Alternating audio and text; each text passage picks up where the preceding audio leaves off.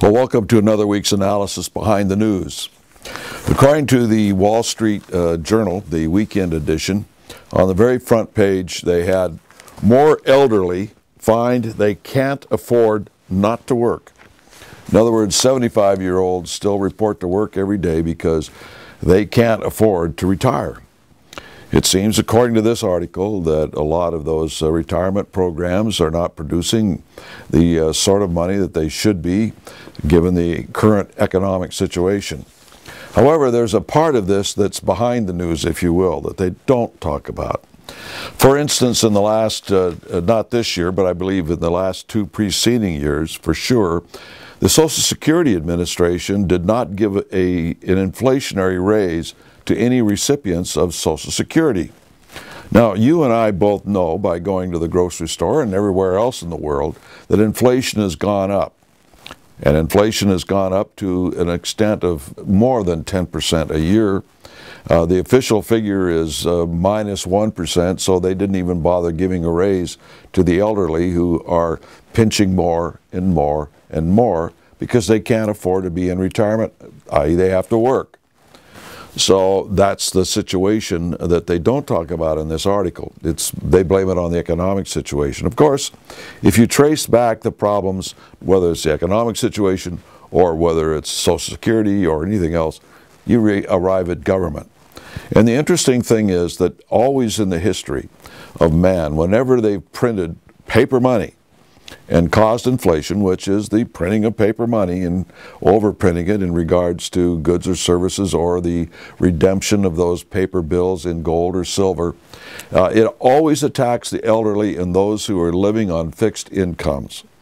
They become what is known as a voting bloc, because as they look around and scramble more and more to try and figure out where do we cut here and where do we cut there, because some of them can't go back to work, they can't hardly get up the stairs in their senior apartment house, let alone go to work.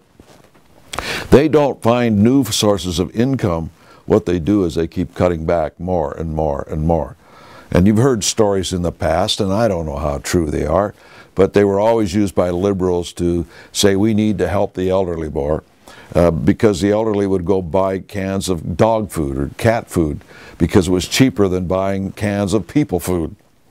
Of course, what it amounted to was just an excuse to get more government control over the elderly by helping. It's always by helping. And, you know, let's just take for a second the stock market. Let's say that you've put a lot of money into your stock market or into any sort of fund that generates income.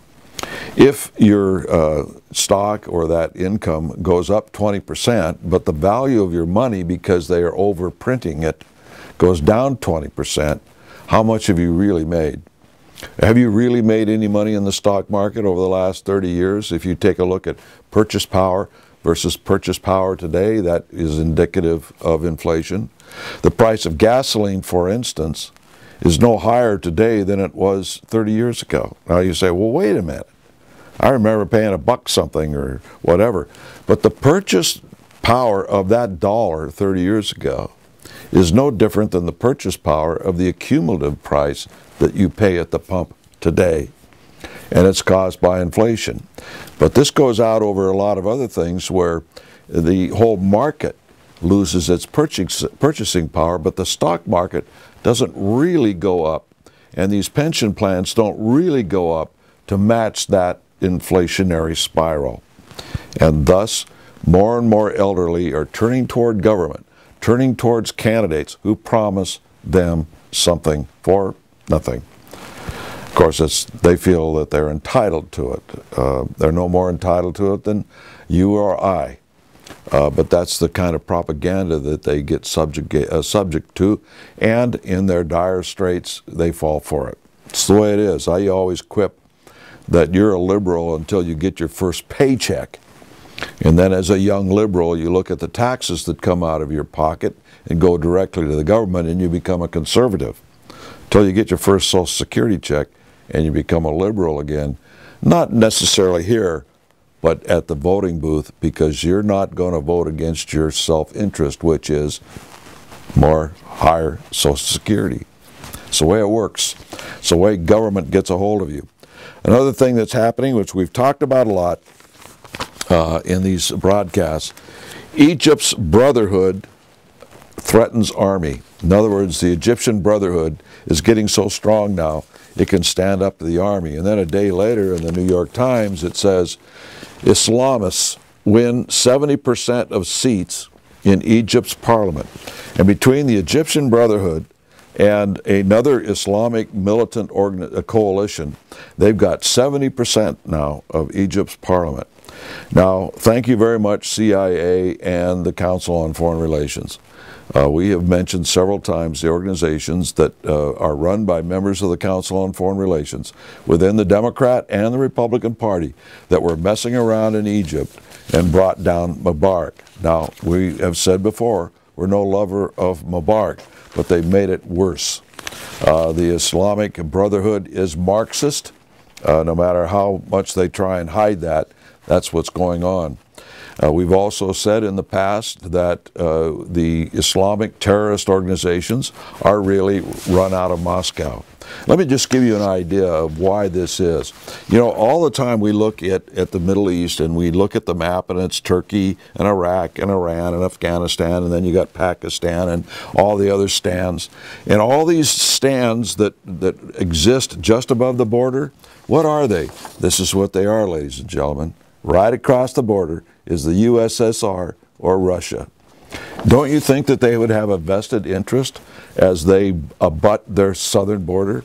And these Islamic nations that were part of the USSR, of the Soviet Union, don't you think that Russia would want to manipulate them and be concerned about them and so on and so forth and infiltrate into them? How many of you have read Kim by Rudyard Kipling, where he goes into the war, the secret war behind the scenes between British intelligence and Russian intelligence under the Tsar, and how they infiltrate down into the northern mountains of Pakistan and Afghanistan, and how they were, in a novel form, fighting that sort of thing from happening and taking away from the influence of the English along the Russian border. It's been going on for centuries. This is not something new, but it's something that doesn't seem to click in the American mentality to realize that that's the case. So don't ever forget that when you're talking about these countries along the Middle Eastern corridor, you're talking about Russia right to the north. Interestingly enough, there is a lot of pressure now to go into Georgia with United States armed forces to help the Georgians. We've already built Air Force bases just north of Afghanistan in one of the old USSR Soviets. And now they're telling us either fork up more money or get out and we'll turn it over to our buddies, the Russians. All that sort of thing is going on over there, and we're mixed up in it, and it's not going to bode well for us in the long run, because we're over here supplying over there, and right across the border is a very incandescent secret service that does everything it can to make life miserable for us. So they're doing it now in Egypt. They'll do it next in Syria. We'll probably invade Iran, and we'll be convinced by the Santorums of the world, the Gingriches of the world, the Romneys of the world, the Obamas of the world, that we just have to go over there and beat somebody up again, and it'll solve the problem, and it never does. It just makes it worse over a period of time. And it's no credit to our government that they are doing that. Never, never, never, never forget that those who want to bring socialism to the United States are the same politicians who are in charge of our foreign policy and give orders to our U.S. military. The best thing we can do is to pull our military out of there and save their lives for something that they want in the way of a new world order. They're trying to build socialism around the world, not bring freedom, not fight Islam. That's not the problem at all. If our own government is promoting Islam at home in the schools and in the Congress and everywhere else, why do you think they're fighting Islam overseas? Ladies and gentlemen, it doesn't compute. Tie the two ends of the rope together, and it's a vicious circle. Till next week, we'll see you then.